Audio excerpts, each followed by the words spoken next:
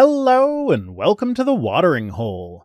Thanks for checking out this clip. Don't forget to like and subscribe because that'll make the baby Jesus cry, and I know how much you guys love making the baby Jesus cry. So anyway, this story was I must have talked about Bluey quite a bit in the past.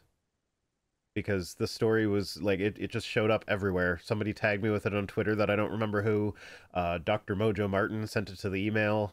And that all happened after I'd already found out about it myself and decided that, like, oh, this is a Bluey thing. I should cover that on the thing.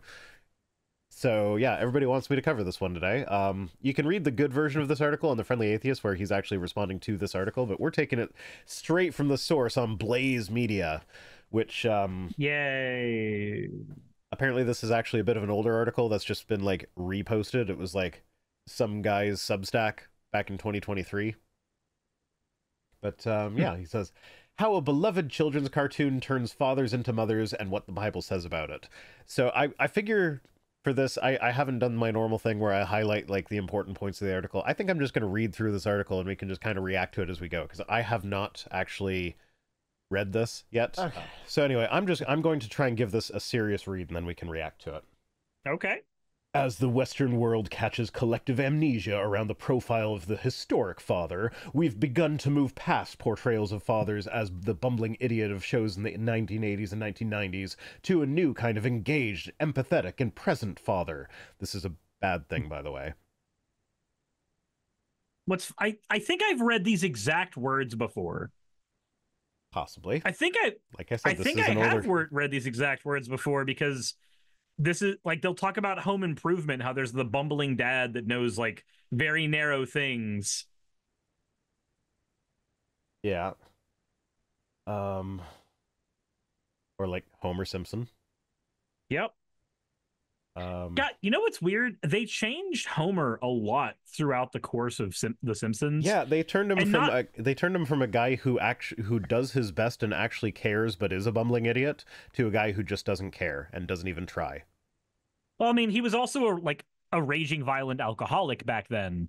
Yeah. So there was, like, it wasn't all great for him then, but back then he was written as somebody who did understand his job at the nuclear power plant. And later episodes retconned that, because there was a whole thing where, like, he sold nuclear secrets to a different country because he actually fucking knew them.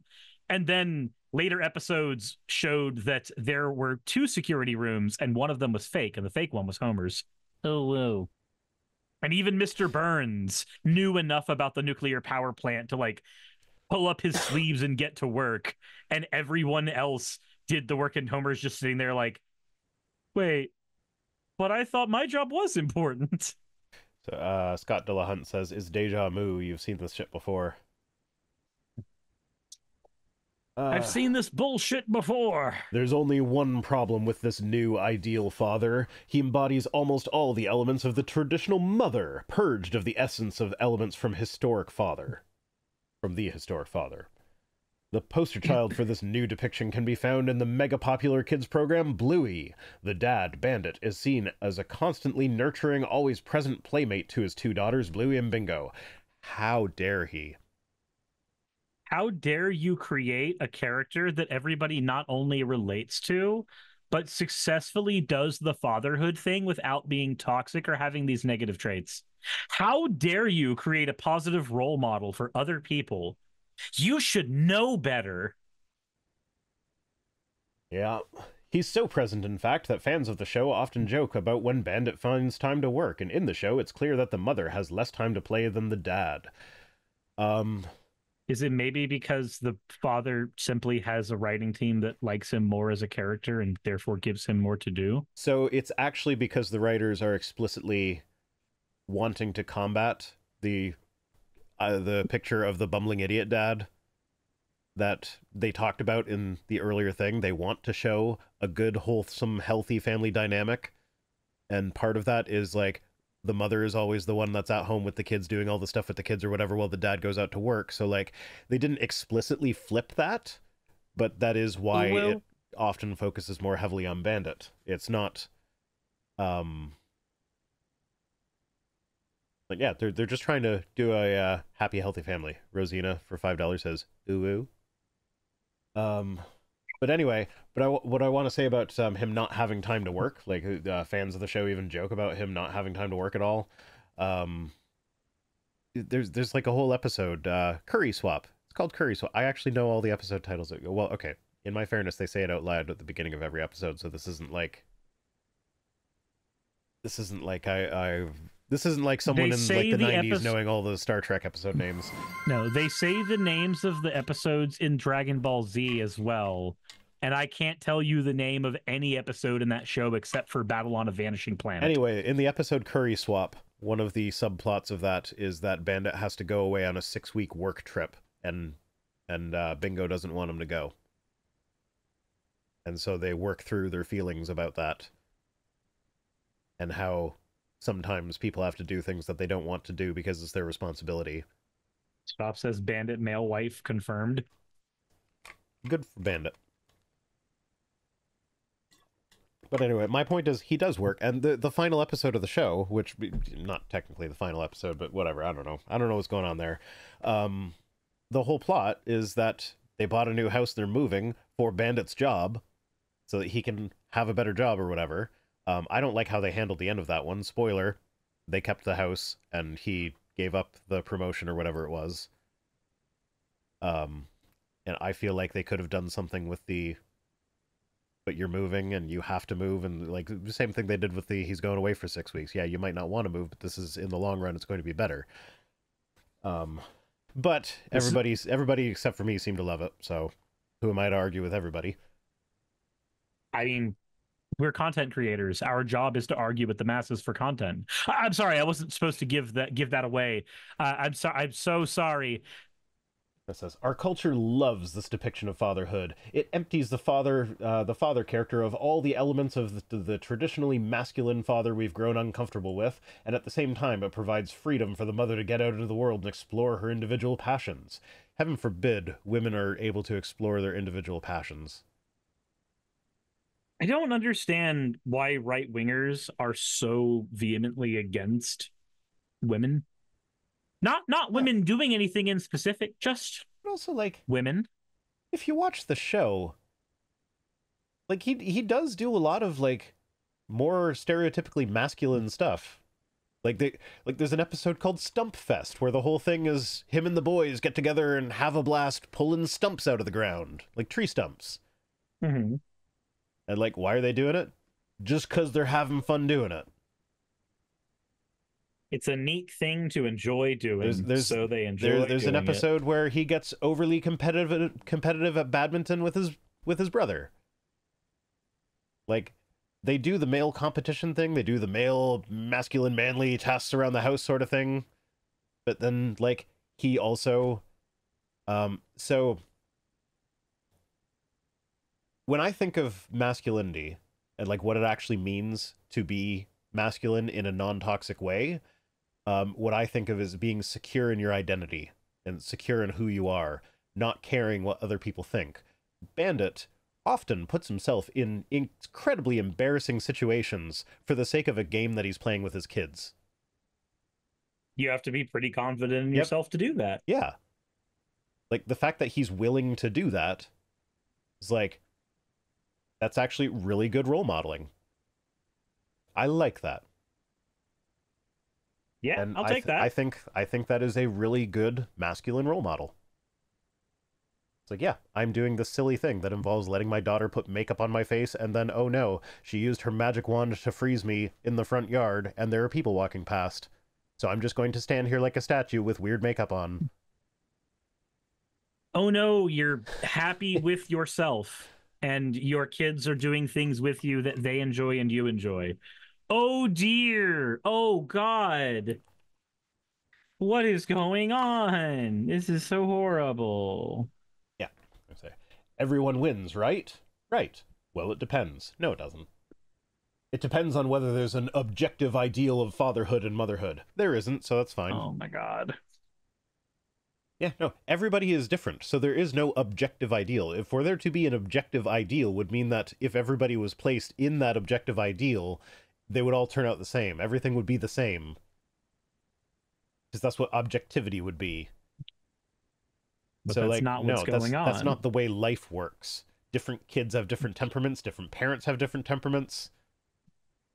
Different dynamics will work differently for different people.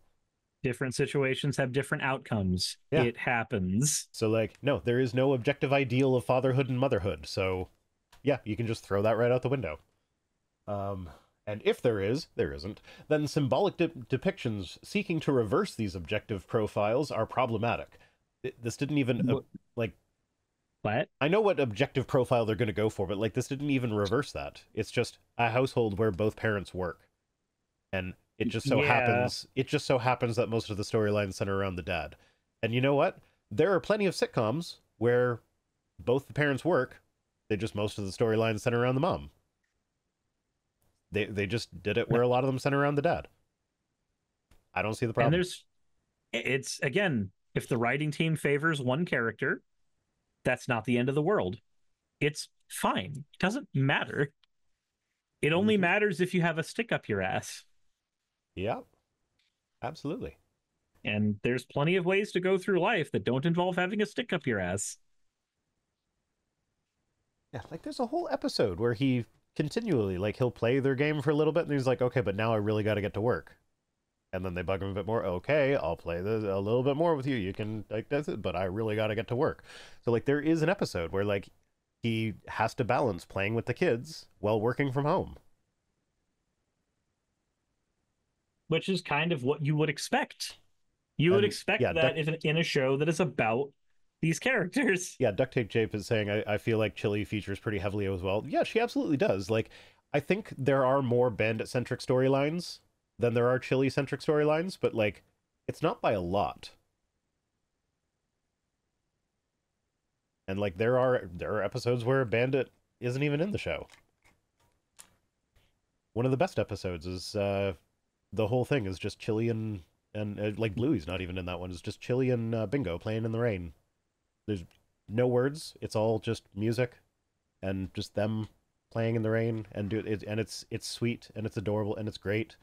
Another similar episode. Again, it's mostly Bingo focused, and this one is probably my favorite episode. Again, very little in the way of dialogue. It's all music. And they use classical music too, so this is a good way to introduce kids into classical music. And it's the one where Bingo's like having a dream about the solar system, and it's going through it, like it uses the Jupiter movement from the Solar System Symphony. I forget what it's called. And just like the way that they're able to tell this like super duper touching and sweet story without any words, like all with visuals and music, it's perfect. It's so great. And that one is entirely Bingo, and when there is an adult, it's Chili. It confuses me that right-wingers care so much about this children's programming. Like, I'm sure I care about this children programming. No. I'm not saying in that way. I'm saying it's weird to me that they care so much in a derisive way. Like, it's way less cringy when somebody makes their personality liking something than it is when somebody makes their personality hating something, if you know what I mean. Like, if the only thing I know about you is the things you dislike, I have a very negative connotation associated with you. That's all I have. But if I know you by the things that you're enthusiastic about, I'm much more likely to be on board with you. Yeah. So it's weird to me seeing these conservatives that make their entire lives, not their entire lives, but a significant portion of their jobs about disliking things like this. Yeah. And the episode I was talking about is called Sleepy Time. And the music that they use is Gustav Holst's is the Planets Symphony, specifically the Jupiter Bringer of Jollity.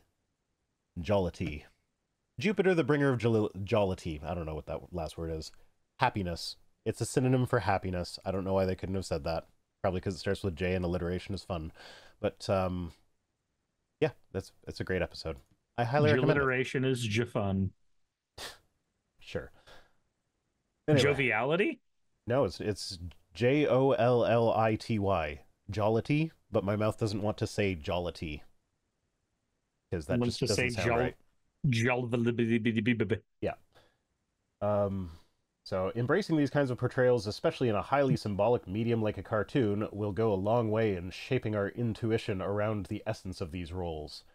I don't necessarily disagree with that, but in this case, it's a good thing. Like, I actually, I think that's kind of where a lot of that divide just ends up being. You both notice the same things in the show, but just you go your response is yes and, whereas their response is no but.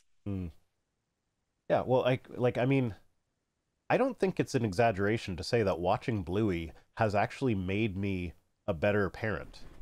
What was I saying? Oh yeah, no. So watching Bluey has actually made me a better parent because there have been times when like a situation that is similar to something that has happened in Bluey shows up in my house, and I'm just like, what would Bandit do? And the answer to that question is usually a good one.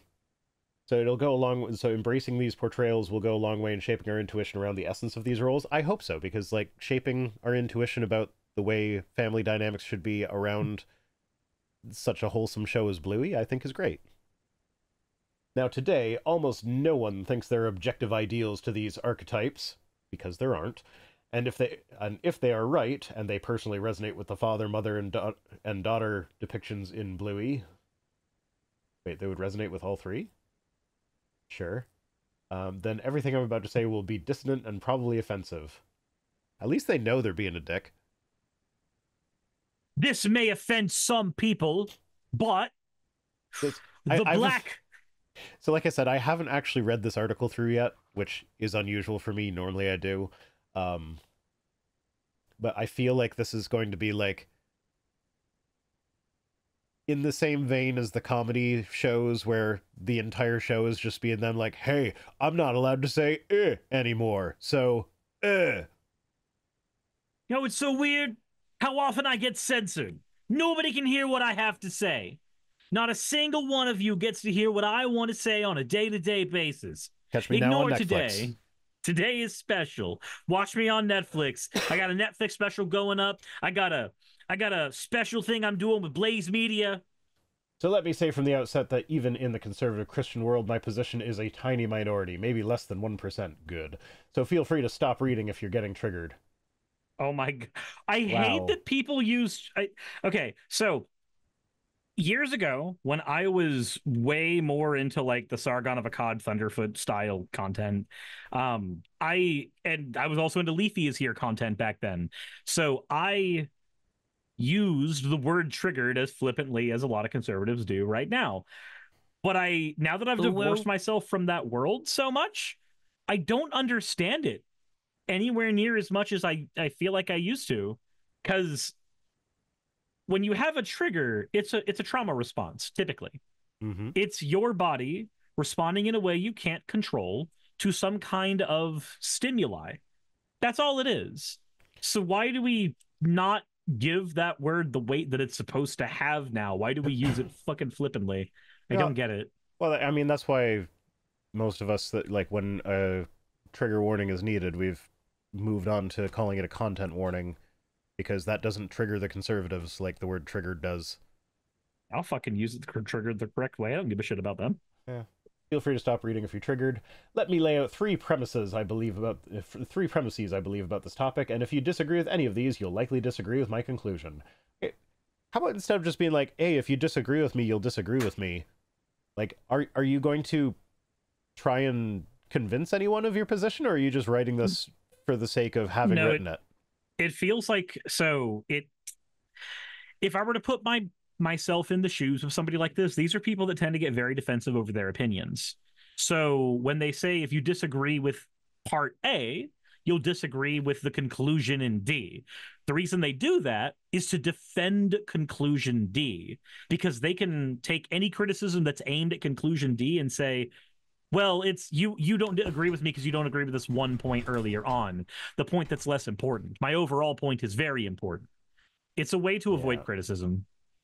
Yeah, so if you criticize me, oh, I said you disagree with us and told you to stop reading. It's your fault for continuing to read.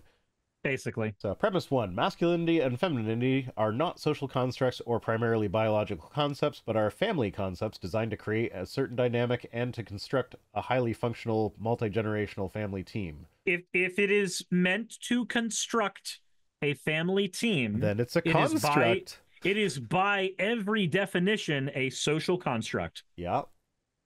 It's like what is the family? What is not a social unit? Yeah, it's a social. The family is a social construct. Like, you think fish that eat their own babies have the family as a social construct? No, they eat their own goddamn babies. Humans have a society where we have social constructs. Family is one of those social constructs. So even if I agree that masculinity and femininity are not things in and of themselves, they are only things with regards to a family concept, that's still a social construct. Hey, don't tell me what a social construct is. Don't tell me we live in a society. I don't want to know that we live in a society. I get upset when I think about society. Yeah. Because I am an enlightened individual on the internet.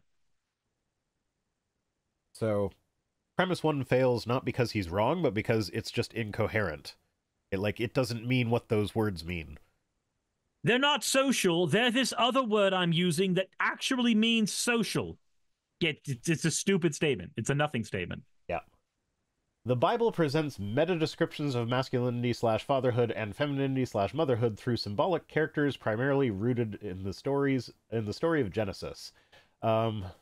So when he says primarily rooted in the story of Genesis, I guarantee it's just going to be that one verse about how, and this is why a man shall leave his father and mother and cling fast to his wife. Which, if you actually, I might have some of the details wrong on this one, but I touched on it in a video a while ago. There's actually a lot of scholarly literature on that one verse as to what it even fucking means, because it is not as simple as like a man moves in with his wife. Like, he goes from being part of his parents' household to being the parent of his household. It actually, given where it's inserted and the way it's phrased in, like, using the Hebrew words, it actually probably was more about forbidden marriages. So, despite the fact that the parents don't want the man to marry this woman, he's gonna do it anyway because he's young and stupid and in love. Premise 3. Meta depictions of these roles are good and necessary to give culture at large something concrete to aim at, even though all of us as individuals will find some elements of these roles dissonant with our desire or even our innate wiring. I mean, if elements of these roles are dissonant with our desires and innate wiring, then that means that there is not some objective best version of these roles. Otherwise, wouldn't we all, like, naturally gravitate towards the objective best ones? I mean, actually, I don't think so. So I mean, the fall, yeah, whatever. Even in, well, not just thinking of like the Christian theology there, but like just thinking of individual people's tastes. There are a lot of people who enjoy things vehemently that are objectively awful. The Room. As someone who enjoys the movie The Core, I will grant you that point. Yeah, like there are a lot of things that are objectively terrible, but we as nerds, as society, as disparate groups, we do end up enjoying these things greatly, irrespective of how bad they are. But some of my enjoyment comes from the fact that it's bad. Right, and now we get to my drama teacher's entire spiel about the wheel of suck. Where something sucks so much it comes full circle and it's awesome. Okay, anyway, let's see how he justifies his first premise, which, remember, was the nonsensical thing about how masculinity and femininity are not social constructs, but they are derived from the social construct of a family. So, I derive my first premise from the theological principle of first mention. When God created male and female, he actually revealed the purpose for gender, and that was to create a certain kind of family team. So God created man in his own image. In the image of God, he created them. Male and female, he created them. And God blessed them, said them, be fruitful and multiply, fill the earth and subdue it, blah, blah, blah, blah, blah. So this verse here, that is actually the verse that, if you look at ancient rabbinic tradition, in the Talmud, there are 8 recognized genders. One of those genders is androgynos, is I think the word that the Greek translations use. It doesn't translate exactly to what we would think of when we say androgynous, but it clearly shares an etymological root. But it is containing characteristics that are both male and female. This verse is the verse that the ancient rabbis would use to say that Adam was actually created both male and female. This is God creating Adam, male and female. Adam was androgynous. The first person ever was an envy. According to ancient Jewish tradition. And then the whole God took the rib out of Adam. Another translation for the word that is translated as rib there is actually side. So it's God took the female side out of Adam and made Eve. Oh, so he didn't make her out of a little bit of like. No, that's so. He didn't so actually, rip a little bit out of Adam. I might be wrong on this one, so feel free to fact check me on this, guys. But I seem to recall that the word that is translated as rib there, that is the only place in any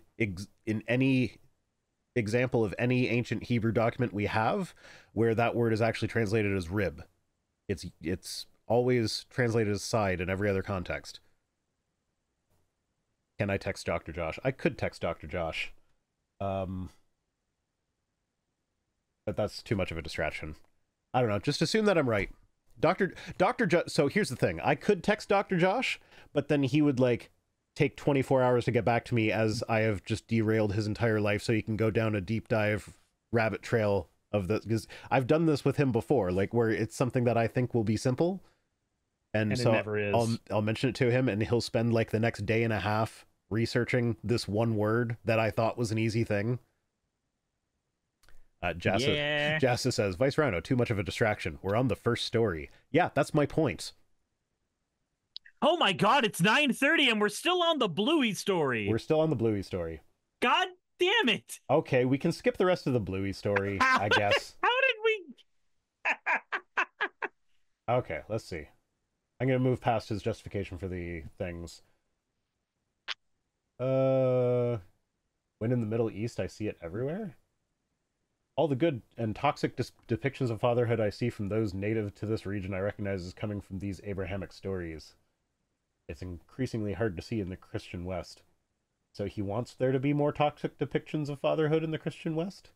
I mean, this is the same kind of thing that we see when, like, Steven Anderson goes off and says that he would rather have the Taliban in the United States if it means he can kill the gays. Here we go. One reaction I've received from people who think it's absurd to criticize a cartoon: you might think that Bluey is a wonderful depiction of fatherhood, but please don't be naive about the power of symbolic depictions, especially ones aimed at children. They might become caring, nurturing fathers. Wahaha. Oh, no! Was that a Troll 2 reference? No, that was just me being really, really dumb. It sounded like you were saying, oh no, but in the same tone that he says, oh my god. Oh, yeah. Oh, my God. They're eating her, and then they're going to eat me. Oh, so what's funny, I didn't know about that line at all until in Resident Evil Umbrella Chronicles, which is a retelling of all of the Resident Evil games, but on the Wii in rail shooter style. Mm-hmm. When you play as Hunk through the Resident Evil 2 section of the game, you can hear over the radio people in Hunk's team just referencing a shit ton of like older slasher films and older horror movies. And one of them is the zombies. They're eating them. And then they're going to eat me. Oh my God. And I didn't know it was a reference for like 4 years. Yeah. Yeah. So, oh my God, he's tying this into, like, we spend almost 1/3 of our lives experiencing symbolic depictions in our dreams, and most of our entertainment is created by watching stories filled with meta characters and what they symbolize. So Bluey is going to make you dream of having better parents, and then you might become a better parent, and that's a bad thing. But Is we what I'm already getting from dream this of having article. better parents. Instead of I dream of Genie, it's I dream of better parents.